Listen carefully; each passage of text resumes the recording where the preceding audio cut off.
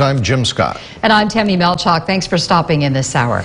We begin this hour with your 17 homicide tracker. July was a heartbreaking month for far too many families across Kern County, with a dozen people lost to violent crime.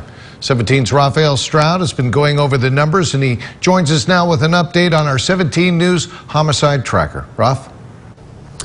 Jim, we ended up having fewer homicide cases, but almost the same number of victims, and we're still outpacing last year's deadly record.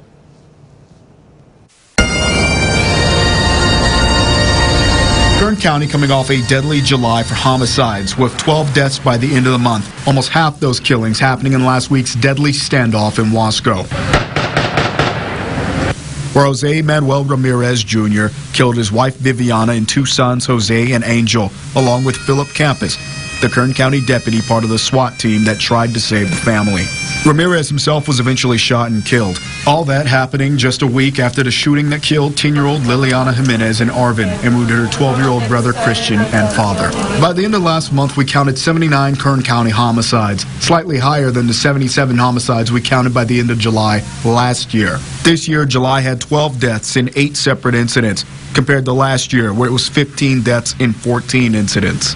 No one can predict what the future has in store, but if 2020 is anything to go by, things can always get worse, with that year eventually having 140 homicides by the end of December. And obviously, when it comes to homicides, looking at numbers can only do so much. We're talking about human behavior that can be influenced by any number of things that can lead to violence.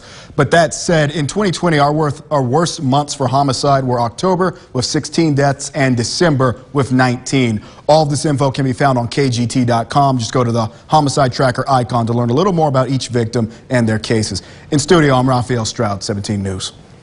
All right, Raph, thank you.